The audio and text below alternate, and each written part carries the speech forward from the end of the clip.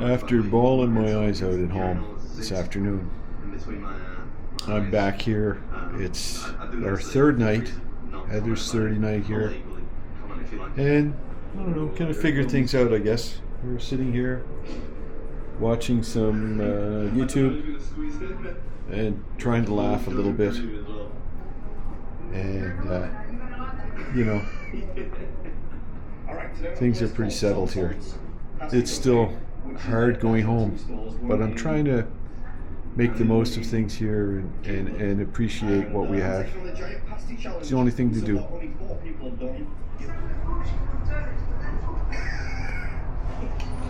much does it cost? $50 if you do it aside. That was an interesting choice of praise. It's warm, but it's pretty warm, but I don't think we're going to be able to do anything about that, to be truth.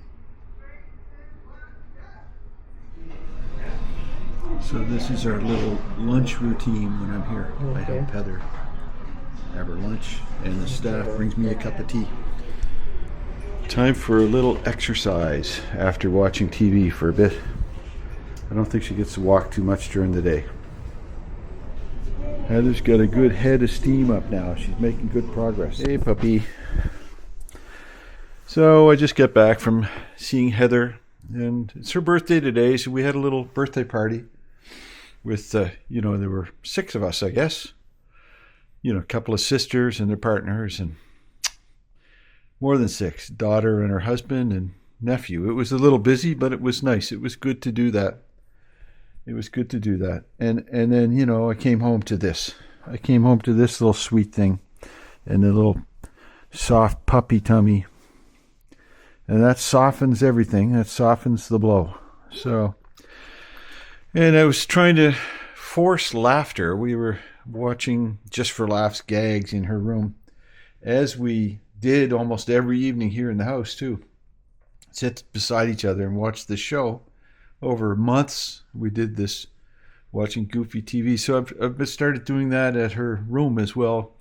Fire up YouTube and watch goofy things and sit beside her. And then I took her for a walk in her walker around the floor and to get some exercise and stretch. And I talked to the evening shift staff too. I'm getting to know all their names. So, but coming home to this little sweet pea, it helps, right, puppy?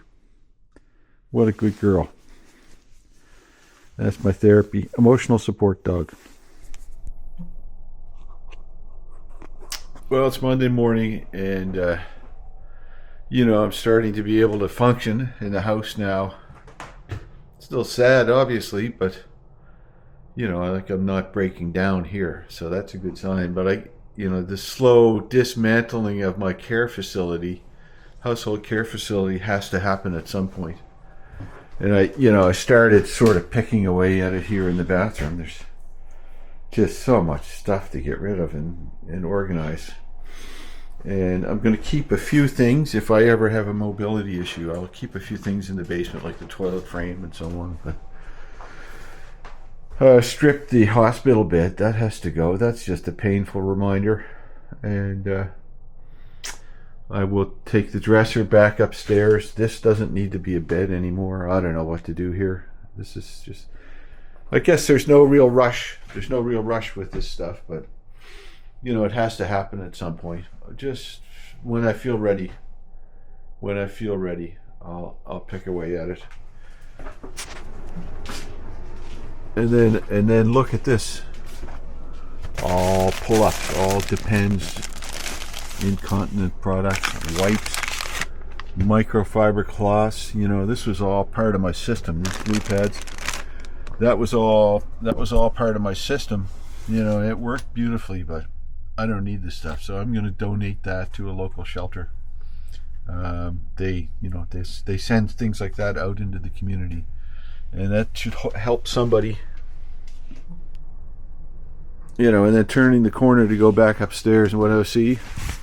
One of Heather's coats.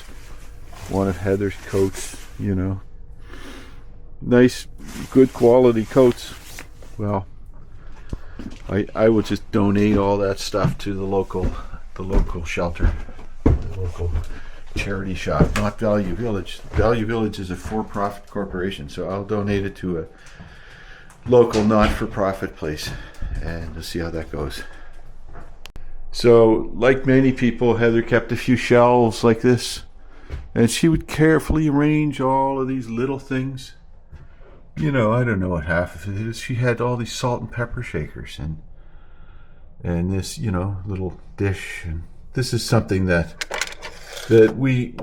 I had when I was like 14 or 15. It came in a box, and I used to keep cigarettes in there. I don't know why she kept it, but she kept it. More salt and pepper shakers. Oh, here's our wedding photo. Look at that. There it is. Dust it off. Let me dust it off. There we are. There's the young couple in 1985.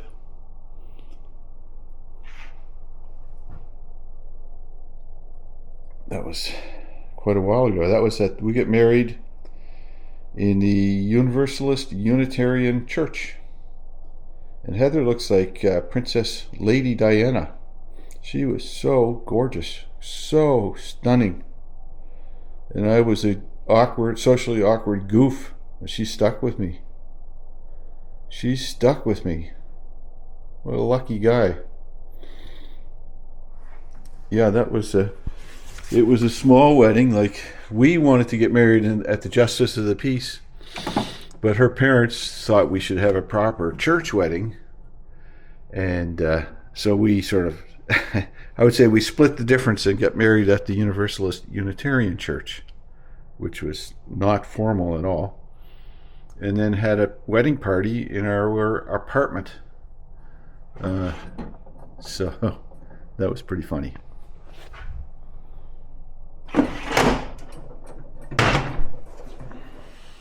So the last, few mornings, well, probably every morning, I've gone in, and Heather's not been wearing her glasses. She's been sitting in the lounge area with no glasses. Seems content, but I know she needs glasses to see any distance. So I thought, okay, I can fix that. The staff just forget. And so I'll put this up on the bathroom door, so the staff will see it. This was a TikTok filter, and she was dancing around and making faces with all kinds of funny glasses on. It was just, I thought that's a good lighthearted sign to put up on her door. And yeah. You know who's coming over? Kate. Kate is coming over. Yeah, we're going to have coffee with Kate. Kate's pretty good, eh? Okay. Let's get your leash on. We'll go for a walk. I'm back at Northwood here, and I had a meeting with the social worker downstairs. I had a couple of questions. One of them was whether Heather could get a new wheelchair at some point, because her chair is uncomfortable. And I think it's uncomfortable. It's like 30 years old. And she said, yes, there's an occupational therapist coming who will do a complete assessment and measurements and will recommend a particular type of chair. And then we get it from the Red Cross. So, I mean, me being me, I already had one picked out, and in my Amazon shopping cart, I was ready to buy one for $600 or whatever it was. Well, as part of the letting go process, I have to tell myself, John, you can let go. You don't need to be taking care of everything on your own. Other people will take care of things. This is a tough lesson to learn. And I think I mentioned it before in a previous video that Heather and I, when we would go to a Chinese restaurant and they had those paper placemats, we would jokingly look at the 1961 animal of the year, and it was the ox. It would say, yep, that's us. We harness up and we get to work in the field, plowing those fields. It doesn't matter how muddy or how much clay is on the soil or how rainy it is. We get our job done no matter what. And that's my approach here. I don't need to be plowing anymore. I'm handing that off to other people who have tractors and their staff to take care of things. So, serenity now. I've got to let go of that stuff. And also talking to one of the, I don't know, she's a supervisor of food services, or I'm not sure. I'm not going to name her name. Tremendously helpful. The guidance, she says Heather's fitting in just fine. There's no agitation, no anxiety. She seems content. And between the social worker and this person, they said, you know, if Heather misses a shower one week, it's not a big deal. She'll get cleaned. And, you know, they take a trauma-informed approach to everything. They want to minimize trauma and upset. So if that means something doesn't get done one day, that's the goal, is that the resident is not traumatized or upset in the name of checking something off of a checklist. And this makes imminent sense to me. Anyways, I'm not a professional caregiver. I've done everything. I gave it my all. Fuck, here we go. I gave it my all, and I gotta let it go. So that's where we are. I'm feeling a little better every day. Still, obviously, a bit of upset here, but making progress. Talking to the staff there this morning, and they did an assessment. I think the physical therapist did an assessment of Heather, and they said she's definitely a 2-person requirement for moving and transfer, and close to 3. And when it hits 3, they'll have to use a hoist to move her around. And then I think, man, I've been doing this all by myself for quite a while now. So I guess it just confirms that it was getting past my capabilities. I had my second shingles vaccine yesterday. They're about 2 months apart. And the pharmacist warned me that I'd have some flu symptoms. So I woke up this morning and wow, I felt like I got hit by a truck with just aches and pains, you know, flu symptoms. So I took a Tylenol and an ibuprofen, and I have said, okay, John, you can give yourself permission to stand down this morning and take it easy. You don't have to go see Heather this morning. Very difficult for me to do that, but that's one of the reasons, you know, I couldn't continue being a caregiver, because I always figured if something would happen to me, then what? So in a way, this is training and getting my mind in a spot where I can give myself some grace to be free and take some time to myself and trust other people to take care of it. So meanwhile, Heather's friend Celie will be there this morning at 11 o'clock. Kate is planning to go over after work, so it's not like she doesn't have anybody there. Well, of course, I ended up over here after all. I couldn't help it.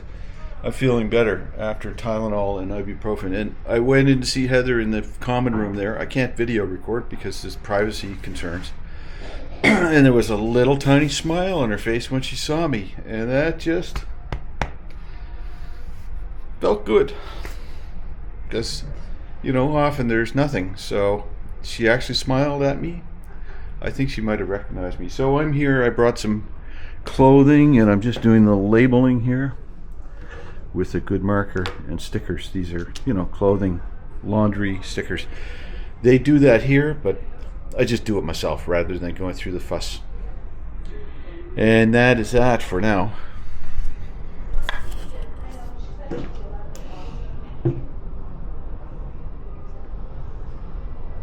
Oh, by the way, here's the fidget blanket that was made by the two fidgeteers. Made this fidget blanket with, you know, stuff in it, zippers and, you know, stuff to fidget with. So very nice gift. Okay, I think I got Heather's closet all done up here. We got some cute outfits, nice colorful stuff, pink. I bought most of this. I just bought this at Winners. Nice sporty top. So I have some decorations up in the room, trying to make it colorful. You know, I thought it wouldn't hurt to have this poster of Heather when she was making art with Hetty. Beautiful photos, good memories, and that poster and a couple of birthday cards. It's an artificial plant, very nice. There's that fidget blanket from the two fidgeteers, and there's the beautiful shawl that Joanne made. I think it was Joanne. Very nice gift. And you know, this stuff here, my mother did that painting. It's a Van Gogh copy, and she just cranked those out. She was very talented, gifted, prolific artist. It seems like it wasn't even that long ago that I was quite pleased with turning our dining room into a bedroom. You know, and I had an IKEA bed, and then I got the hospital bed. That was just very recently. And, you know, I did little funny little touches, like I covered up the thermostat with a card and a tape so it wouldn't glow at night.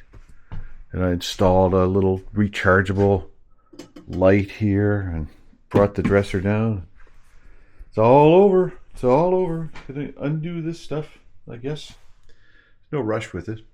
All in due course. But then I asked myself, you know, what's even the point? I don't have the energy for it. I don't have the interest and energy. I'll get to it at some point, but it's not like I'm excited about restoring the house to a non-caregiving place. I have to put the shower doors back on here. And I got rid of the toilet frame, and I donated her Depends to Northwood because her family's here that can use it. I think I mentioned that. And anyways, that's where we are. It is Wednesday morning on the 26th, and it's coming up on a week since Heather's been admitted. She was admitted last Thursday, so tomorrow will be a week, and it's been quite a week, quite a roller coaster. The first few days, as you know, I was just overcome with sadness, and really, it's a blur. It's a blur, barely able to function. And especially coming home to the empty house, and I could barely talk without crying. Now it's been a week. The last couple of days, I've started to sort of settle into things a bit here and feel like maybe I can come up with a routine at some point. I don't know, but the house is a mess. I haven't done anything. I suppose I put a few dishes away. I haven't done any laundry. I've kind of moved a few things around downstairs. I arranged to have the hospital bed removed. Trying to get rid of the commode chair. Some things like the frame for the toilet and the shower chair, I'm going to keep those in the basement because, you know, I may get sick someday. I may break a leg, or God knows, you know, knock on wood. So I keep those things. And what else? I had just this tremendous support from everybody I know. I got out to Samba practice last night, and just all these hugs and very understanding people. It's just amazing. And people offering to come by and so on. But for the most part, besides Kate, other than Kate, I've been alone here at home. Didn't feel like socializing. Really, I really don't. And Kate's been great, helping me through this. Heather's settling in. Last night I popped in after Samba, so it was like 8:30. Late. It's late to go there to Northwood. I know it. I just thought I would. Something told me go have a look. Anyways, they had just finished showering her, and her hair was finally shampooed after like 3 weeks, and it looked beautiful, smelled nice. I didn't stay. I just popped in, and then I realized, I don't have a role here, so I left again. And I'm going over to Northwood again this morning. I have a meeting with someone there. And then I'll help Heather with her lunch. I'll take the afternoon to myself. And then this evening there's music and a cash bar. I'm going to see about taking her downstairs and enjoying a bit of liveliness like that. Dress her up in some new clothing, put her earrings in. We'll go see how that works out. And the big change here for me in my routine is getting up in the morning and I don't feel like I have to put my foot on the gas and get going and do things. I don't feel I have this.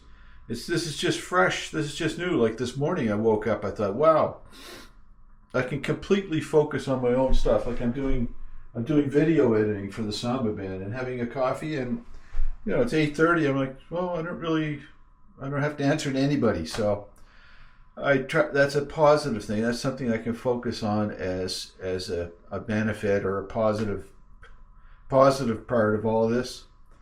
And so that's my morning. That's the view from the trenches of a former caregiver. So here's Heather this morning. Hair is squeaky clean and showered. little moisturizer on her cheeks. I just brushed her hair and put it back, and put a clean her glasses. So we are having a date night tonight, and the dance starts in a half an hour. So we're just sitting here watching goofy videos like we used to do at home. And Heather's laughing, aren't you? You're laughing, right? Oh my God, it does my heart good. It does my heart. I can't tell you how happy I can't tell you how happy it makes me to hear you laughing. Whew, all of that stress and worry. It's going to be okay. Nice evening. Eating chips and drinking wine. What a life.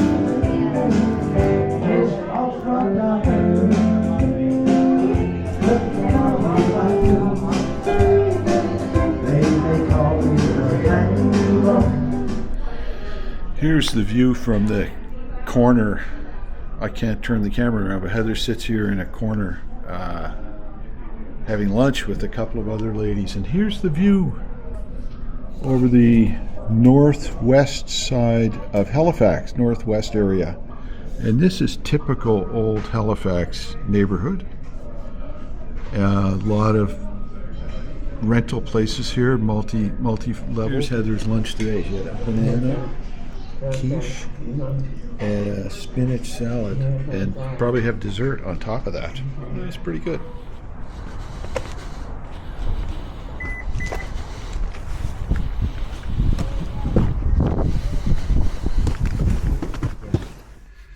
I feel a sense of purpose today, and I was sitting at the lunch table with Heather, as I just showed, and I felt a wave of positivity that I haven't felt in a long, very, very long time, like even when Heather was home.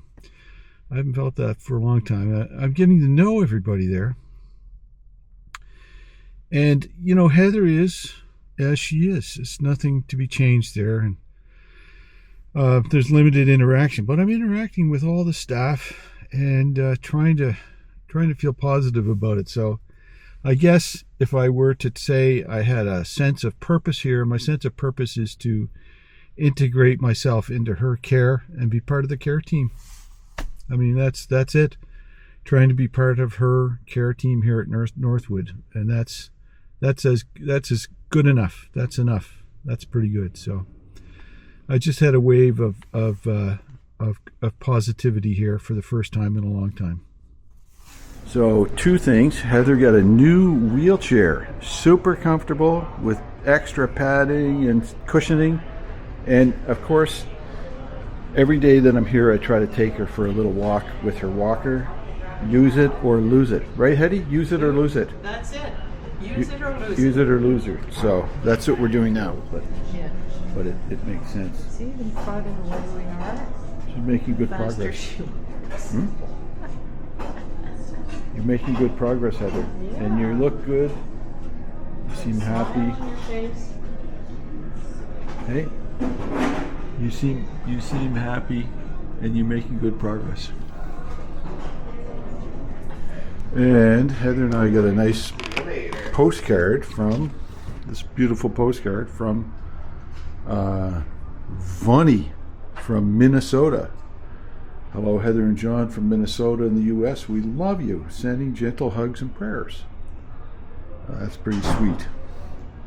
There's your postcard from Vonnie. Oops, there it is. Nice, eh? She smiled about it earlier. So that's it for this video. It's been a whirlwind week, and it's been a real test. I see it as a test, and I'm grateful that I have some resilience here, and I think the only way that has worked has been to allow myself to be emotional and vulnerable, and to let it flow versus bottling it all up or fighting it or resisting it. And this is the lesson you learn when you're older, I think, for a guy anyways. I mean, I'm 64, And I just learned that this stuff is okay. And you know, the proof is in the pudding here that this means something to you folks, the audience. I'm just looking at my channel analytics here. I have 18,423 subscribers, and in the last month, I gained 3,600 subscribers.